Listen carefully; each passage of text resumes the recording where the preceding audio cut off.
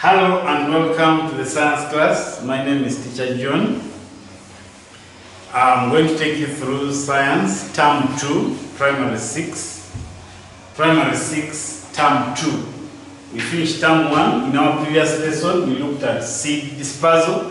We said this seed dispersal is the scattering of seeds from the mother plant to other areas.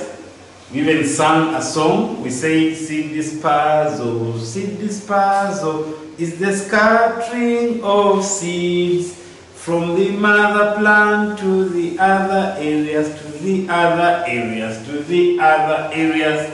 So we say seed dispersal is the scattering of seeds from the mother plant to other areas. Then we looked at methods of seed dispersal. We have four methods of seed dispersal. We have water dispersal, wind dispersal, animal dispersal, and explosive mechanism. Some people call it self-dispersal. Then we also looked at characteristics of seeds dispersed by wind. We said they have a parachute-like structure, they have wing-like structures, and they are light. So today we are going to look at characteristics of seeds dispersed by water. So we have what we call water dispersal as a method of dispersing seeds. So characteristics of seeds dispersed by water. These seeds which are dispersed by water, one, they are light. Why are they light? To float on water. They are light. Reason why they are light is to be able to float on water. Then number two, they have air spaces. They have air spaces. They have air spaces. Why do they have air spaces? To make them light. They have air spaces to make them light. They have air spaces to make them light. Examples of seeds dispersed by water. Examples of seeds dispersed by water. One, we have what we call water lilies. Water lilies. We have coconuts, mangrove, then oil palm. And these seeds, they usually grow along water bodies. Along water bodies, like coconuts, oil palm, mangrove, and water lilies. They grow along water bodies, so they are dispersed by water. And how are they able to be dispersed by water? They are light to float on water. Then they have air spaces which makes them to float on water. Then let's look at characteristics of seeds dispersed by explosive mechanism. Characteristics of seeds dispersed by explosive mechanism. Explosive mechanism simply means that these seeds burst, though they explode and burst, then the seeds will be able to scatter. That's what we mean by explosive. They burst and the seeds scatter in different areas.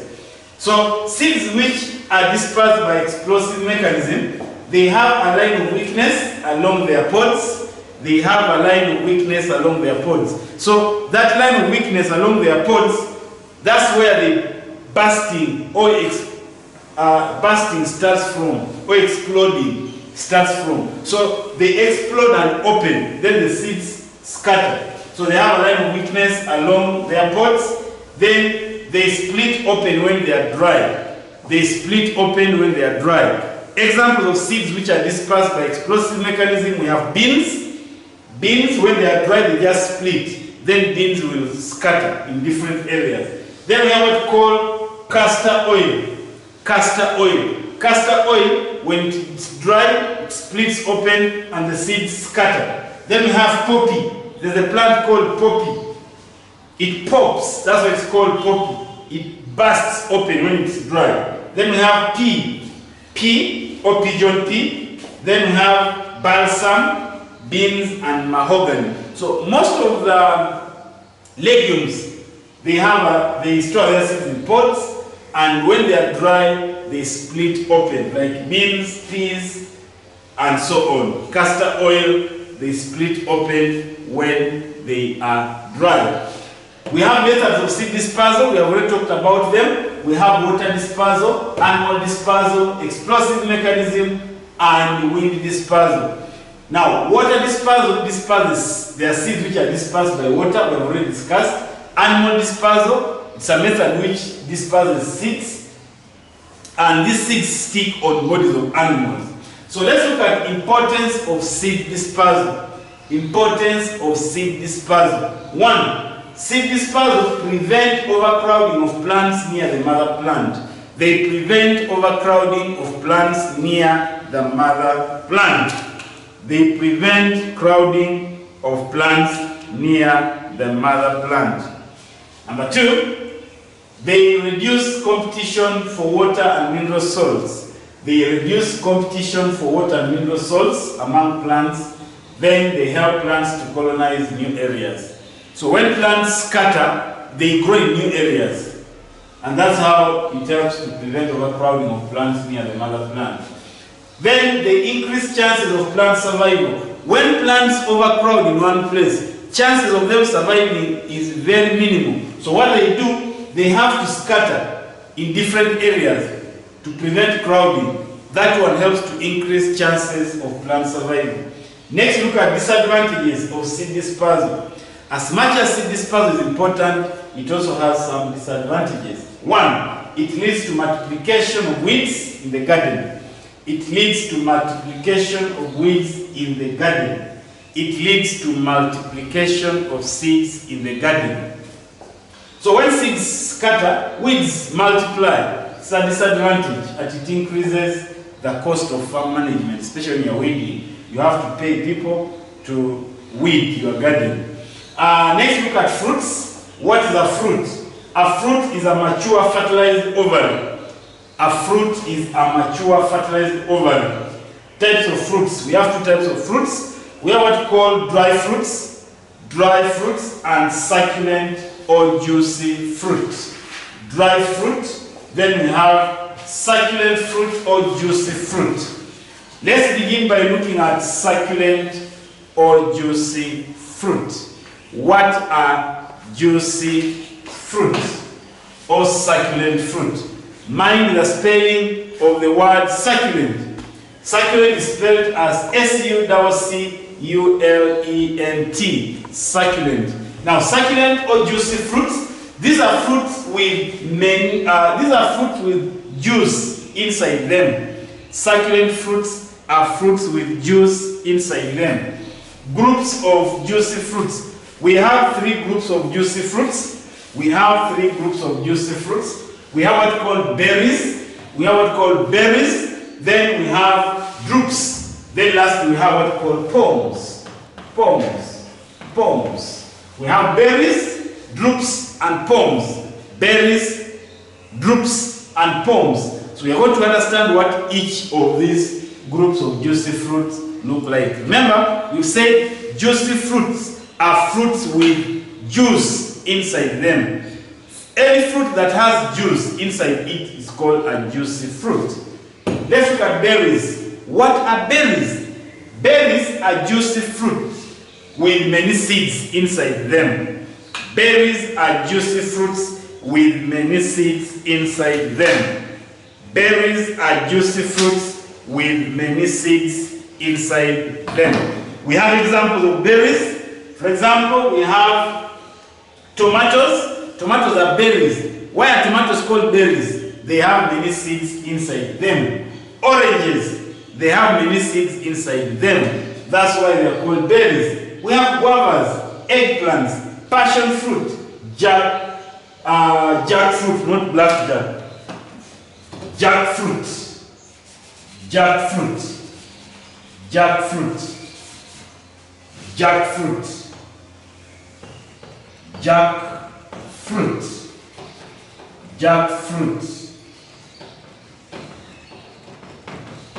So a jackfruit is an example of a berry. Why is it called a berry? It is because it has many seeds inside it. So tomatoes, oranges, guavas, eggplants, passion fruit, jackfruit, all those are examples of berries. Why do we call them berries? They have many seeds inside them. And we say berries are juicy fruits with many seeds inside them. Let's look at parts of a berry. When you cut a berry, this is how it appears. This diagram here. We have what called epicarp. Epicarp is the outer covering part of a fruit. It's called epicarp. The one we will call tester, the outer covering part. Like if you get an orange, that part that covers the orange fruit is called epicarp. Then we have what you call mesocarp.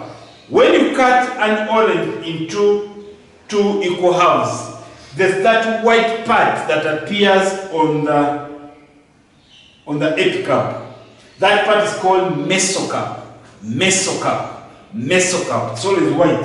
Then the part that you eat, the part that is juicy, is called endocarp.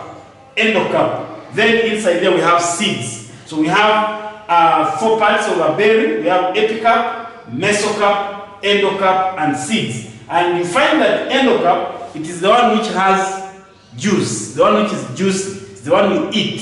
It is called endocarp. As simple as that. So that one shows parts of a berry. Parts of a berry. Alright. Next we look at drupes. What is a drupe? Drupes are juicy fruits with one seed inside them.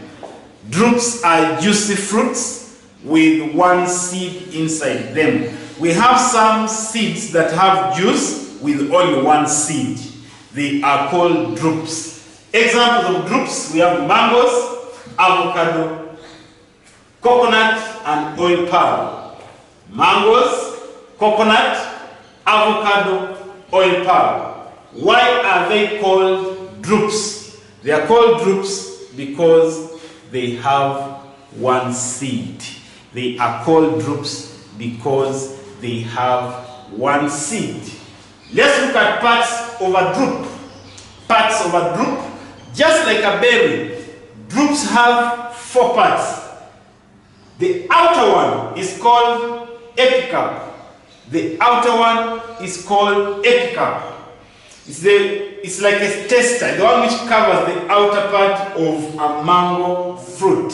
It is called epicarp. Then, the one which we eat, the one which is juicy, when you cut a mango, the part that is juicy, the part that has juice, is called mesocarp. It's called mesocarp. It's the one we eat.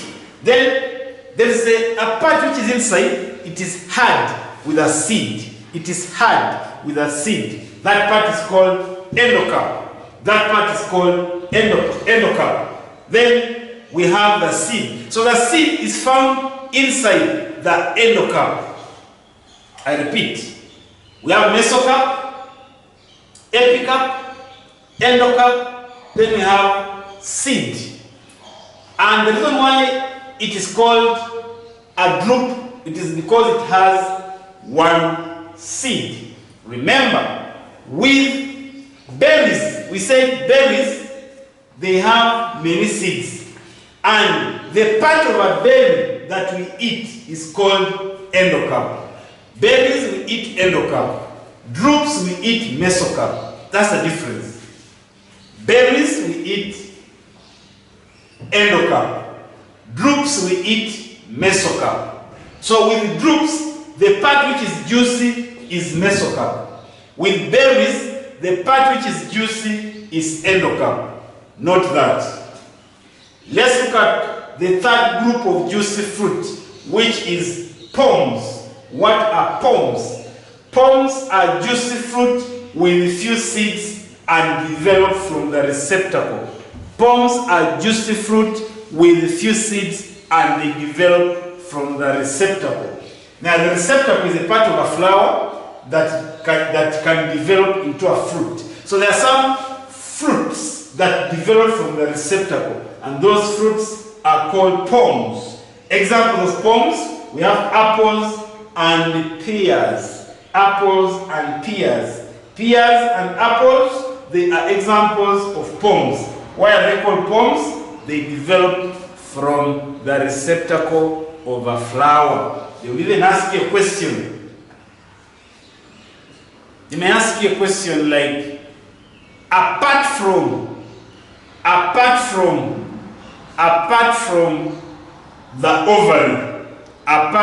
ovary, name any other part of a flower that develops into a fruit. Apart from the ovary, name any other part of a flower that develops into a fruit. That part is called receptacle. Receptacle. It is found at the bottom of a flower. At the bottom of a flower. Just after the ovary, we have a part called receptacle. That part can also develop into a fruit.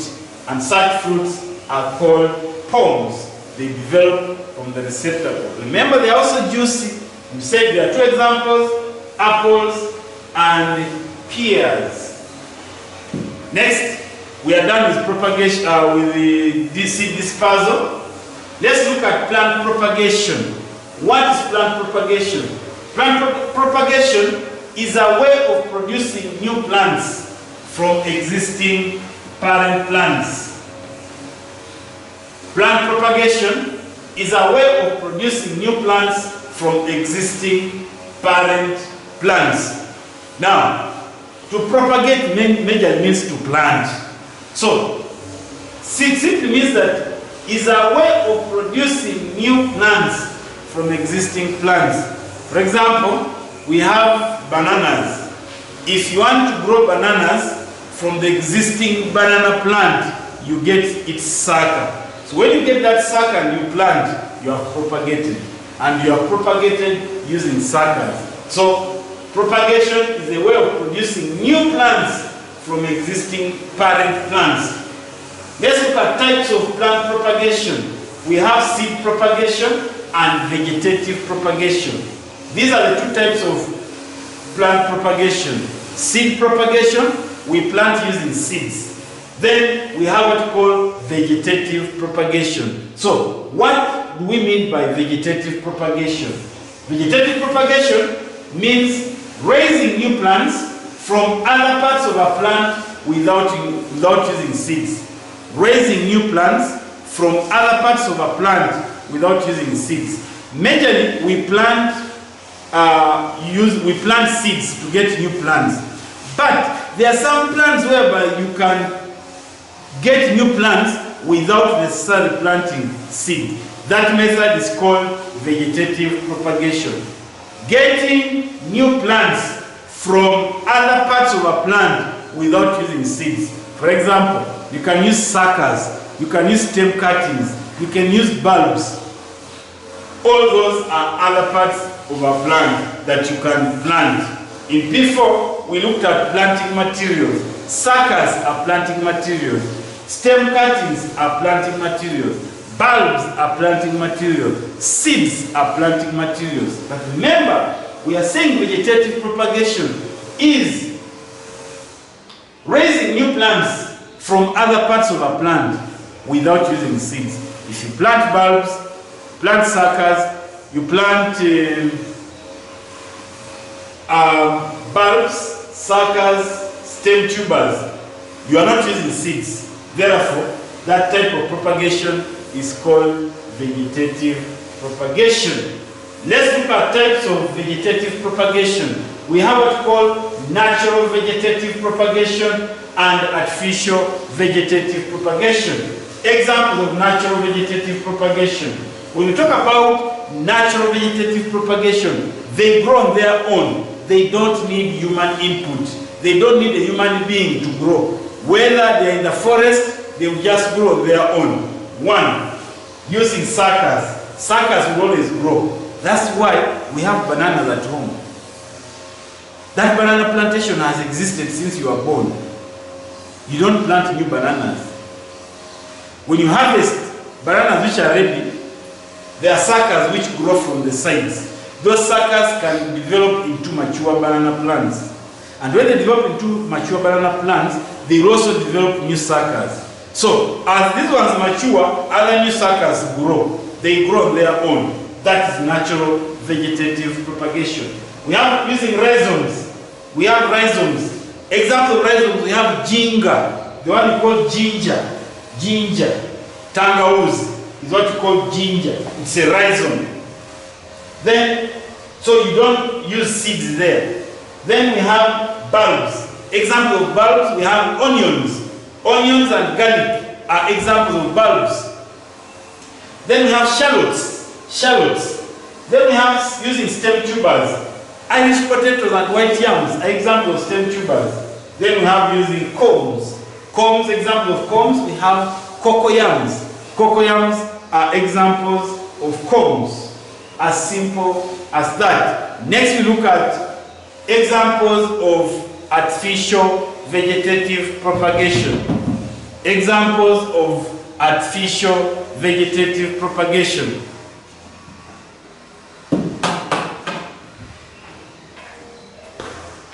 Examples of artificial vegetative propagation. Very good. Now we've been looking at natural vegetative propagation. Now we are looking at artificial vegetative propagation. With artificial vegetative propagation, we use human beings. They cannot grow on their own. They need human input. One, we have grafting, budding, layering, and marketing. Budding, grafting, layering, and marketing. Those are methods of artificial vegetative propagation. Let's look at advantages. In your workbook, there are diagrams showing grafting. There are diagrams showing budding, layering, and marketing. Please study them, and in case you have any challenges, you can get in touch with the teacher. Advantages of vegetative propagation. One, it enables plants to mature faster. When you plant using seeds, plants take long to grow. If you plant using suckers, they grow faster. So plants mature faster. That's an advantage of using vegetative propagation. Good plant characteristics are maintained. Good plant characteristics are maintained. Good plant characteristics are maintained. Another one, no pollination is needed. No pollination is needed. Have you ever seen bananas pollination taking place? No. No pollination is needed. Number 4, it helps seedless plants to multiply. It helps seedless plants to multiply. There are some seeds. There are some plants that are seedless. There are some plants that are seedless.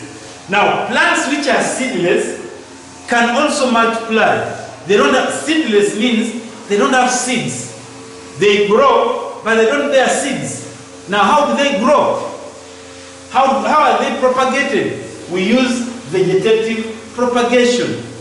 They are seedless plants that need to grow and multiply. So such plants we can use vegetative propagation. So it's an advantage. It helps seedless plants to multiply. But we also have what we call disadvantages of vegetative propagation. 1, poor plant characteristics are maintained. Poor plant characteristics are maintained. Let's look at how the following plants are propagated. How are the following plants propagated? That's a question. How are the following plants propagated? Which plants are we talking about?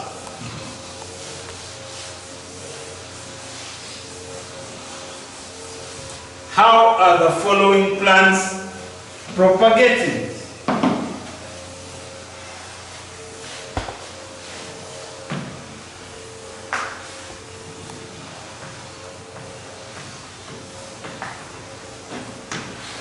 How are the following plants propagated? The first plant is bananas. How are bananas propagated? Bananas are propagated using suckers. Bananas are propagated using suckers. That's how bananas are propagated. Let's look at onions. Onions. Onions are propagated using bulbs. Using bulbs.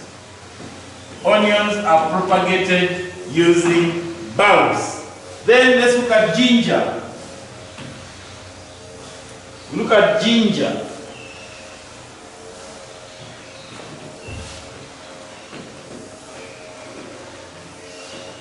Ginger is propagated using rhizomes. I told you ginger is a rhizome, using rhizomes. Some people may be wondering, what are rhizomes? Rhizomes are horizontal underground stems. Rhizomes are horizontal underground stems, and an example is ginger. Then we have cassava. How is cassava propagated? Cassava is propagated using stem tubers. No, using stem cuttings. Using stem cuttings. Cassava is propagated using stem cuttings. Then we have Irish potatoes. Irish potatoes. Irish potatoes are propagated using stem tubers. Using stem tubers. Using stem tubers. Irish potatoes are propagated using stem tubers. Number 6, we have sisal. How is sisal propagated? Sisal is propagated using suckers. Using suckers. Sisal is propagated using suckers. Then we have sugarcane. Sugarcane is propagated using stem cuttings. Stem cuttings. Using stem cuttings. Using stem cuttings.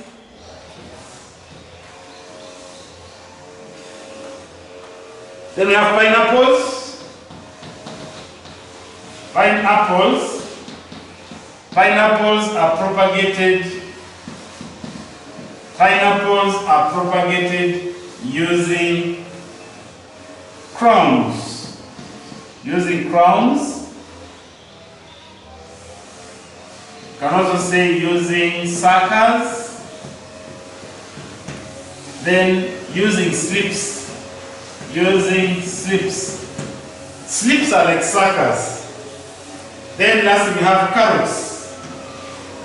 How are carrots propagated? Carrots are propagated using seeds. Carrots are propagated using seeds. Then maize. How is maize propagated? Maize is propagated using seeds or grains. Using seeds or grains. That's how maize is propagated. That is how maize is propagated. Next, we look at non-flowering plants. We look at non-flowering plants.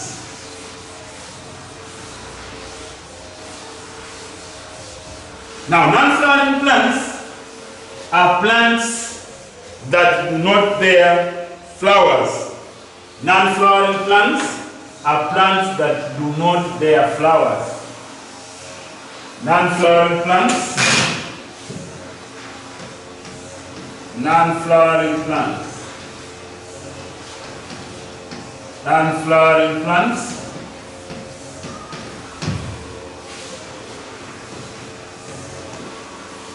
These are plants. These are plants that do not bear flowers. These are plants that do not bear flowers. These are plants that do not bear flowers. We call them non-flowering plants. Then we have groups of non-flowering plants. Groups of non-flowering plants. Groups of non-flowering plants. Groups of non-flowering plants.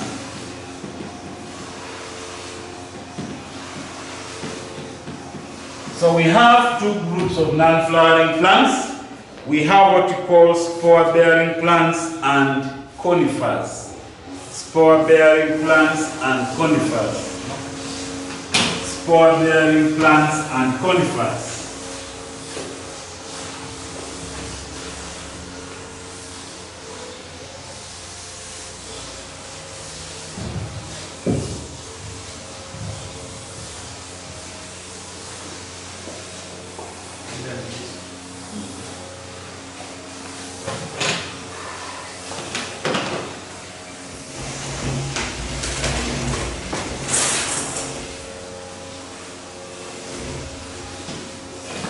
Now, let's look at groups of non-flowering plants. We say 1, we have spore-bearing plants. Spore-bearing plants. Then 2, we have conifers. We have conifers. Conifers or coniferous plants, also known as coniferous. Coniferous plants.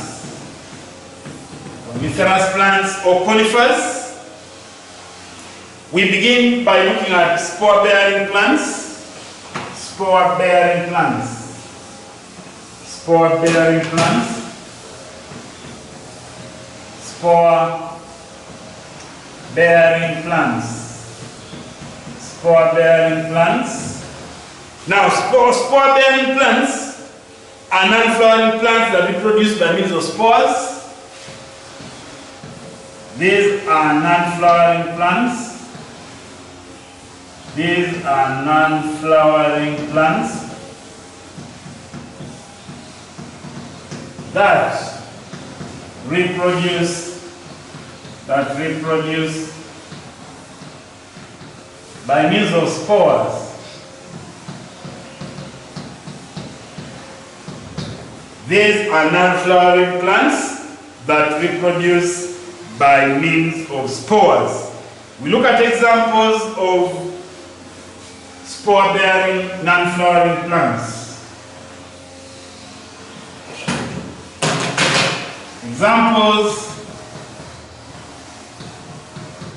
Examples of spore-bearing plants. Examples of spore-bearing plants. 1, we have what we call ferns. Ferns. Number 2, we have mosses. Mosses with double S, not the Moses of the Bible. Mosses with double S. We have liverworts. Liverworts. Then lastly, we have what we call horsetails. Horsetails. These are the 4 examples of spore-bearing non-flowering plants. They are the 4 examples of spore-bearing non-flowering plants.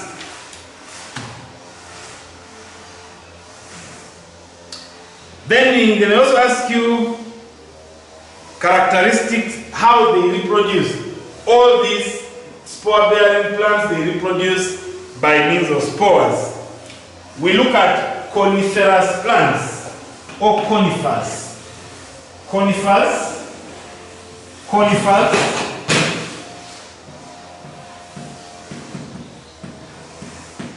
Conifers. These are non-flowering plants that reproduce by means of seeds.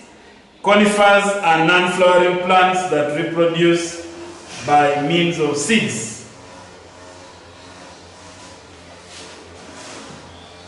Conifers are non-flowering plants.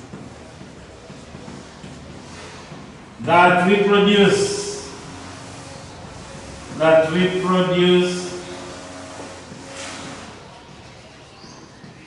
by means of seeds. Conifers are non-flowering plants that reproduce by means of seeds. And what you should know is that all plants make their own food, whether non-flowering or flowering, whether spore-bearing or conifers. They make their own food, and that means they have chlorophyll. That means they have chlorophyll. We look at examples. Examples of conifers. Examples of conifers. Examples of conifers include examples of conifers. Examples of conifers include: 1, we have pine. We have pine.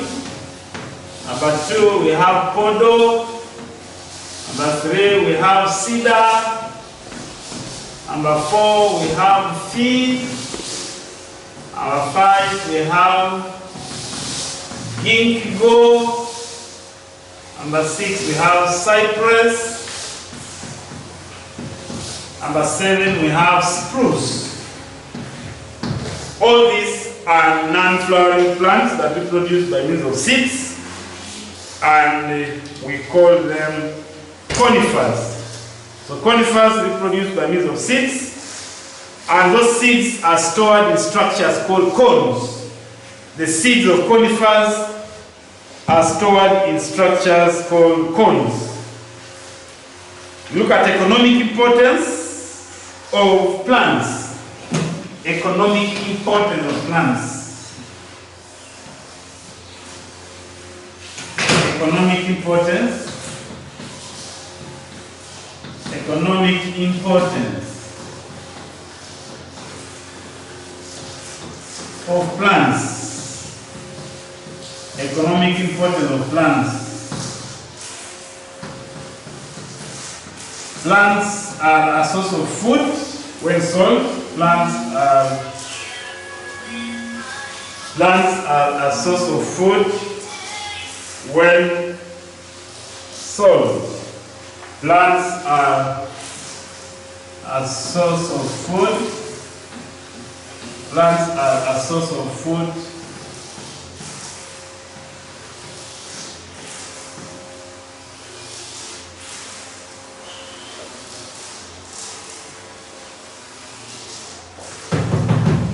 Plants are a source of income. Plants are a source of income when sold. Plants are a source of income when sold. That is one of the economic importance of plants. Then 2, some plants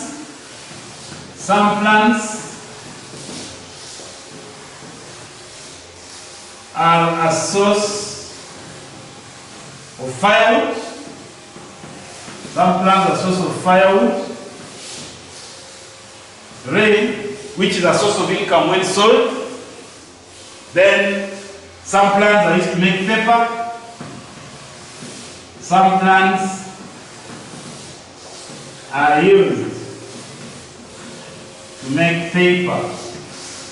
Some plants are used to make paper. Some plants are used to make paper. Then some are used to make toothpicks. Some plants are used to make toothpicks. Some plants are used to make toothpick. They are used to make toothpicks, which is a source of income when sold. So we've come to the end of our lesson. In our next lesson, we shall look at cattle keeping. In our next lesson, we shall look at cattle keeping. Thank you so much for attending to my lesson. May God bless you abundantly. Those ones without booklets, please come to school and buy booklets. They are ready for term 2. We are now in term 2. Term 1 is done and dusted. So please come and buy your booklets.